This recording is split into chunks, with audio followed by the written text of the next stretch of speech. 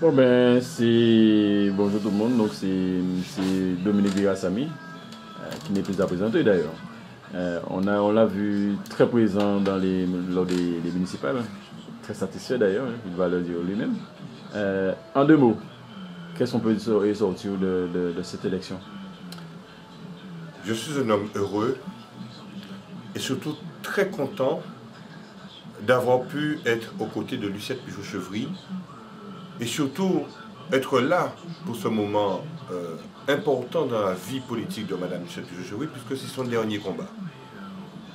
Pour ma part, j'étais l'animateur principal de toutes ces conférences, hein, je dis bien l'animateur, et j'ai pris un plaisir immense à pouvoir faire ça parce que d'une part, j'avais la conviction que Mme Chevry allait gagner, je l'avais déjà prédit, hein, et même au pourcentage près, et même voir jusqu'au nombre de voix près. Et donc, c'est une très bonne chose, et la Guadeloupe a enfin compris que la dictature d'un homme ne peut pas paralyser tout un pays. Et à l'instar de la France où la gauche s'est retrouvée dévissée, aujourd'hui on se rend compte que le ministre des Outre-mer n'est plus apprécié. Alors, chacun trouvera sa raison. Maintenant, la vérité paraît toujours lorsque le mensonge est exposé en pleine lumière. Ceci étant dit, je crois qu'il ne faut pas s'arrêter sous ses lauriers non plus. Le travail qui attend l'équipe nouvelle de Mme Chevry n'aura pas la partie facile, parce que les dotations de la France ont baissé drastiquement, et donc il va falloir faire des économies de bout de chandelle. Ce qui n'arrange pas la mission, ou qui arrange, parce que bon, ça dépend sous quel angle qu'on voit ça, la situation des mairies d'une manière générale, c'est la communauté d'agglo. Et je pense que pour aider les communes à bien être implantées dans la communauté d'agglo, il va falloir assainir et vraiment mettre en place un plan Marshall pour mener une lutte sans merci contre le travail dissimulé. On ne peut pas continuer pendant 200 ans encore et laisser ce pays-là glisser vers un pays de poté-manève. Tous les jours, les artisans, les commerçants en font les frais, puisqu'il y a d'un côté les impôts, on nous oblige à payer, majorés pour ceux qui sont en retard, le RSI pour les chefs d'entreprise, et d'autres obligations administratives. Et ne faudra-t-il pas qu'aujourd'hui, dans la communauté d'agglo, il sera perçu la cotisation foncière des entreprises, plus comment ils ont appelé ça, la taxe sur, alors que j'aurais pu retrouver exactement la formulation, la taxe sur la plus-value des bénéfices des entreprises. Ça veut dire quoi?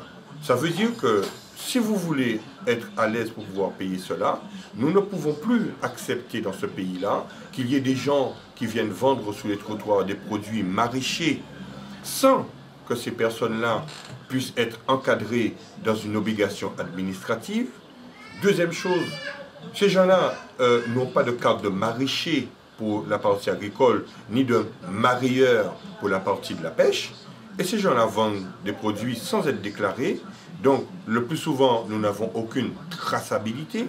Mais le pire dans tout ça, il n'y a aucun document qui est fourni à l'acheteur précisant que le produit a été acheté chez M. X ou M. Y.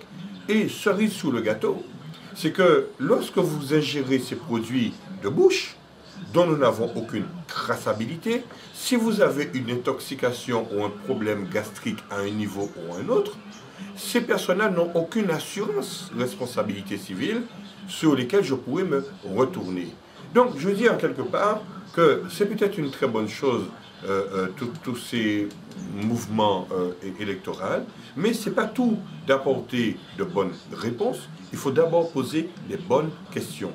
Nous sommes dans un pays où il y a 1700 km², nous sommes entourés d'eau, les acheteurs sont toujours les mêmes, et on laisse se développer une concurrence déloyale et interdite.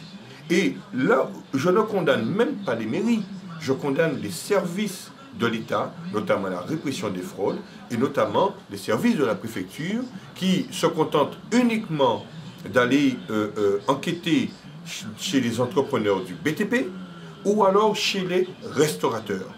Ce n'est pas normal qu'il y ait des coiffeurs. Ce n'est pas normal qu'il y ait des coiffeurs clandestins dans ce pays-là.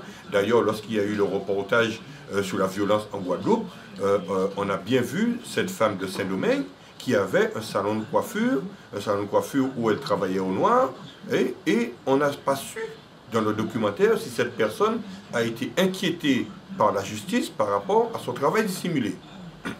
Vous avez des gens qui, pendant le carnaval, font de la couture au noir, ce qui veut dire que nous avons un manque à gagner et une qualité du travail. Parce que parfois, même s'il y en a quelques-uns qui travaillent clandestinement et qui font la couture très bien, mais il y en a beaucoup qui cachent le travail. Donc, ce qui veut dire que le problème n'est pas simple. On parle de projets guadeloupéens et je n'ai pas le sentiment que les personnes qui veulent parler du projet guadeloupéen prennent leurs responsabilités dans l'avenir du pays Guadeloupe. Et je le dis sans détour et sans réserve. J'attends de pied ferme M. Victorin Lurel, parce qu'il a déjà annoncé qu'il viendra pour les régionales, et nous allons glisser vers une assemblée unique. Je l'attends parce que je rappelle à M. Victorin Lurel qu'en 2003, dans l'évolution institutionnelle, il a bien dit que c'est une coquille vide et que c'est chat en sac et qu'il faut aller vers le droit commun. Et que si aujourd'hui nous avons ces problèmes-là, je le dis sans détour, M. Victorin Lurel est en très grande partie, responsable de cette situation. Et j'en veux pour preuve. J'en veux pour preuve une chose très simple. En 2004, M. Lurel arrive au pouvoir. Président de région. Avant, il a été 2002. Alors 2001, il est maire des habitants. 2002, il devient député de la 4e circonscription. 2003, il renverse la vapeur en mentant pour la population en disant que vous allez perdre votre carte vitale, vous allez perdre votre carte d'identité, vous allez perdre... Tout le monde a vu que c'était une connerie. Il devient président du conseil régional. Et là, la Guadeloupe bascule totalement à gauche. Conseil général, conseil régional, 27 communes sur 32, chambre de métier, 4 députés, puisque je considère que Mme Carabet est à gauche, 3 sénateurs, un député européen, un ministre des Outre-mer et un gouvernement de gauche. 2004, la Guadeloupe avait 51 000 chômeurs. 2014, soit 10 ans après, la Guadeloupe en a 68 000, soit 17 000 chômeurs de plus, avec un gouvernement et un pouvoir totalement de gauche et sans concession. Je dis dans les yeux que le Parti socialiste en Guadeloupe a échoué dans sa mission. Aujourd'hui, qu'est-ce qu'il faut faire? Puisqu'ils ont échoué avec autant de pouvoir, il faut remettre d'autres partis en selle, notamment la droite, qui pourrait venir arbitrer à ce moment-là un certain nombre de dossiers sensibles. Et à ce moment-là, je pense que les choses pourront être rééquilibrées dans ce pays. Et j'ai parlé singulièrement uniquement de l'artisanat tout à l'heure, parce que je crois fermement, à l'instant T où nous parlons, je crois que la seule entité qui soit capable d'apporter de l'oxygène dans ce pays-là, parce que c'est eux seulement qui soient capables d'embaucher tout de suite, ce sont les artisans. Nous sommes arrivés en overdose dans le commerce. Au niveau de l'agriculture, nous n'avons pas encore emboîté le pas vers l'agro-transformation. Vraiment, on n'a pas mis le viseur à l'instar de la Martinique qui a des plans sur plans de l'agro-transformation. Ici, on est en train juste de se gargariser de la chose. Et donc, moi, je ne suis pas d'accord. Il faut mettre le viseur là-dessus. Au niveau de la pêche, maintenant, nous avons encore un plus gros problème. Il nous est interdit de dépasser un certain nombre de miles pour aller pêcher. Et on se retrouve avec les alentours de notre île qui est contaminée au chlordécone. Alors que on nous interdit de manger notre poisson chlordéconé. Et nous avons du poisson, des vivanos qui sont de Guyane, hein, avec les orpailleurs qui utilisent le mercure en Guyane et que ce mercure tombe dans la mer. On pêche des vivanos là où il y a du mercure, on les envoie en Guadeloupe. Et tout le monde sait que le mercure a du plomb dedans, et le plomb entraîne une maladie qu'on appelle le saturnisme. Alors, je voudrais bien qu'on parle de politique, mais je crois qu'il faut mettre les choses à plat et pointer le doigt sur les responsables. L'État et les services de l'État ne font pas leur boulot au niveau sanitaire. Nos politiques ne font rien pour créer une économie endogène et une économie saine. Et nous avons une population qui est là totalement à genoux et qui laisse glisser, qui est amorphe, il faut le dire, et qui sont dans un esprit de béni oui-oui. Il faut dire les choses telles qu'elles sont. Il y a des gens qui réagissent, mais il y a encore trop de personnes qui sont fébriles et qui sont lents à la détente. Et je dirais simplement, la Guadeloupe est rentrée totalement dans une pseudo-révolution. Il est temps maintenant de transformer l'essai et de dire tant au pouvoir en France et tant au pouvoir en Guadeloupe que maintenant ça suffit. Il faut que nous puissions vivre dans notre pays et il est question aujourd'hui que chaque politique arrivé maintenant aux affaires de leur mairie puisse développer intrinsèquement sur leur territoire une économie propre à leur territoire. Et si chacun fait un petit bout sur son territoire, je pense que ça pourra peut-être soulager notre économie, parce qu'il n'est pas normal aussi que l'État français nous donne 2 milliards pour notre fonctionnement et qu'ils en prélèvent 3 milliards. Là, l'octroi de mer qui est collecté en Guadeloupe représente 450 millions d'euros par année. Et j'entends aucun politique dire il y a un problème, hein, nous devrions garder la plus grosse part du gâteau pour nous-mêmes, parce que l'octroi de mer, c'est d'abord Chine. Et il y a d'autres choses à dire, mais nous serons encore là demain matin. Je dis simplement, félicitations à Lucette Pujol-Chevry. J'ai été très content d'avoir été avec elle pour ce dernier combat. Je voudrais sincèrement envoyer un bateau de fleurs à M. Aramis Arbo, qui a fait mettre un genou à terre à Victorin Lurel. Et ça ne va pas s'arrêter là. Lucas démarre. Nous allons faire en sorte que Marie-Lucille Breslau puisse reconquérir sa mairie. Nous nous arrangerons pour que Joël Lobo ne soit pas inquiété. Et nous garderons Richard Yakou en Orgre-Inter. Et puis d'autres amis comme ça que nous aimons et que nous allons tenter d'apporter notre soutien sans réserve pour que la Guadeloupe puisse prendre une autre couleur politique pour tenter de donner un espoir à nos concitoyens. Mais pourquoi vous dire ça, la doyenne de la classe politique, nous pourrons citer que Mme Lucette Pujol-Chevry, est-ce qu'elle pourra influencer de par son aura ce que la classe politique reprenne son droit chemin? Alors, incontestablement, la Grande Dame, puisque c'est son surnom, la Grande Dame restera dans les mémoires comme la personnalité politique de tous les temps. 59 ans de vie politique, Mme Chevry. 59 ans de vie politique. On ne traverse pas 59 ans de vie politique sans une maîtrise, sans de l'amour, sans la sévérité, sans une organisation. Et cette victoire qui est sans bavure, parce qu'il y a quand même 1900 voix d'écart entre Mme Chevry et M. Attala. C'est quand même un échec cuisant, non pas pour Attala, mais pour Victorin Lurel. Je pense que là, Mme Chevry n'aura même pas à apporter son concours. Ce sont les autres maires, et surtout les jeunes maires en place, qui viendront lui demander des conseils. Parce que quand vous avez une telle expérience, il faut mettre à côté notre fougue personnelle et de dire à Lucette Pujol-Chevry, ton expérience, j'en ai besoin, j'ai besoin de réussir, comment as-tu fait? Et donc, forcément, elle va pouvoir influencer d'une manière ou d'une autre la vie politique. Et c'est tout ce que je lui souhaite, qu'elle puisse avoir. Alors, j'espère qu'elle gardera sa place de maire pendant encore très longtemps dans la mairie de Basse-Terre et qu'elle passera le flambeau à sa fille, probablement dans un an après les régionales, selon les résultats. Hein, et même si elle passe le flambeau après les régionales, Mme Chevry aura, comme l'avait fait Aimé Césaire, elle aura son bureau à la mairie et tout le monde pourra venir la consulter chez elle, parce que c'est une dame qui a encore tant à donner dans ce pays-là. Hein, et je pense que sa mission actuelle sera de réconcilier non pas Basse-Terre, mais réconcilier toute la Guadeloupe. Mais qu'en est-il de sa fille Marie-Luce? C'est en 2008 et non même pas 2008. Il y avait un mouvement de contestation par rapport à un écrit dans la presse. Qu'en est-il de cette position? C'est-à-dire que moi, je suis content d'avoir été à côté de Marie-Luce Panchard. Et je voudrais dire quelque chose de très important. Vous savez, les loups se mangent entre eux, mais ils chassent ensemble. Marie-Luce est une personne de droite, je suis une personne de droite.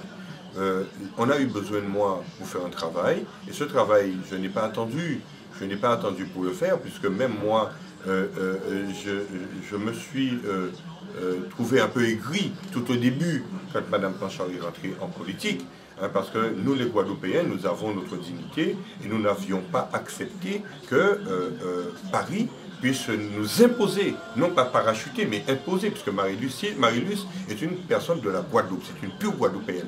La seule chose que nous avons contestée, c'est l'imposition, hein, de l'UMP de France et tout. Donc, mais nous savions quand même qu'on n'arrive pas à certains postes si on n'a pas de la qualité.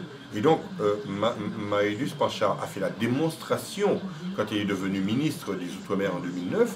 Et d'ailleurs, depuis qu'elle était devenue ministre, depuis qu'elle était devenue ministre, hein, j'ai toujours respecté cette dame jusqu'à la journée d'aujourd'hui et je l'ai accompagnée. Ceci étant dit, on a beaucoup dit sur Marie-Luce.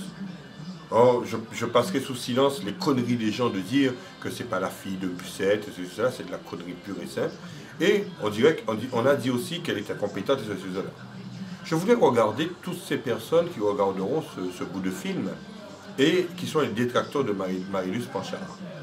C'est vrai qu'on peut être amené à ne pas aimer quelqu'un, mais il y a un comportement intellectuel que nous sommes obligés d'avoir. Croyez-vous un seul instant que Nicolas Sarkozy aurait mis un manchot ministre des Outre-mer? Monsieur Sarkozy a fait le tri de toutes les personnes qui étaient ministrables et il a décidé de mettre Marie-Luce. Et je peux vous dire que moi j'ai à ma disposition un rapport de l'Outre-mer émanant de l'Europe. Et je peux vous dire que dans ce rapport-là, Marie-Luce Panchard est extrêmement bien notée. Ce qui n'est pas le cas de Victorin Lurel, puisque même son Premier ministre a dit qu'il m'exaspère, hein, et que M. Lurel ne fait pas son rendu. Et la presse, l'Express lui-même, a noté Victorin Lurel, l'élu mal noté. Il n'y a jamais eu ce genre de commentaire sur Marie-Luce Panchard. Ceci étant dit, passer ce cap-là, je dis aux Guadeloupéens que Marie-Luce Panchard a commencé par le bon bout. Trois élections qu'elle a perdues. Parce que s'il avait gagné, la première élection, tout le monde aurait dit c'est Michaud qui l'a fait gagner. Or, elle a commencé par le bon bout. Élection européenne, elle a perdu. Élection législative, elle a perdu. Élection régionale, elle a perdu. Ça lui fait un bon CV, parce qu'après 3 défaites, elle a eu sa victoire aujourd'hui. Moi, je dis que quelque part, Marie-Luce Panchard a carrément les épaules, la tête et la charpente pour, dans un premier temps, être maire de Basse-Terre. Et je n'ai aucun doute, elle sera un excellent maire. Ça, je n'ai aucun doute. D'ailleurs, je suis même prêt à lui apporter mon concours, hein, sachant très bien que Lucette sera toujours là. Mais au-delà de ça, elle est encore plus charpentée pour diriger les affaires de la région. Parce que, quand on regarde bien, quand on a été ministre, c'est un poste à dossier. Et ce ne sont pas des postes faciles. Hein, parce que nous avons plusieurs départements à gérer avec des façons de voir différentes, des philosophies, des coutumes différentes. Et elle a réussi à gérer tous les départements d'outre-mer. Aujourd'hui, il sera probablement question de gérer un seul département, son département, la Guadeloupe, qu'elle connaît parfaitement, puisque je l'ai dit en préambule, c'est un enfant de la Guadeloupe. Et donc, par conséquent, je dis que quelque part, ne nous trompons pas. Il y a des élus qui ont beaucoup de popularité, mais dont je doute de l'efficacité. Je ne mélange pas la popularité et l'efficacité et la maîtrise des dossiers. Maintenant, j'aurais préféré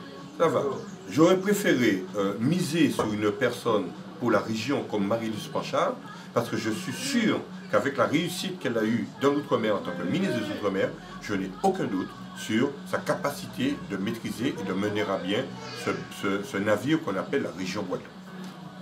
Ouais, donc en fait, vous avez beaucoup parlé d'artisanat, donc on vous sent assez bien calé là-dessus. Ce sont bientôt les élections qui rapprochent de la Chambre des métiers. Est-ce que vous prétendez à occuper le poste qui vous permettra de chouboler les mauvaises manies et les mauvaises volontés à la Chambre des métiers? Alors, je vais répondre par une petite boutade, on va dire ça comme ça, une petite boutade. Je reprendrai, s'il me le permet évidemment, des propos de l'ancien président Nicolas Sarkozy. Tous les matins quand je me rase, j'y pense. J'aime bien, c'est vous à vous, et les Guadeloupéens ont déjà compris. Je n'ai pas entendu.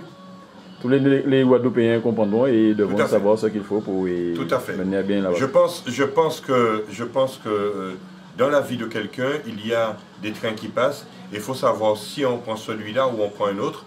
Je pense qu'avec mon expérience à la Fédération des très petites entreprises, la FTPE, dont je suis un des vice-présidents, responsable de Trois-Rivières jusqu'à Vieux-Habitants, je pense avoir déjà fourni un bon travail dans cette fédération, ce qui me permet, et en plus j'étais élu à la Chambre à l'époque du défunt président Songeon, et donc cela fait de moi quelqu'un qui a une certaine expérience.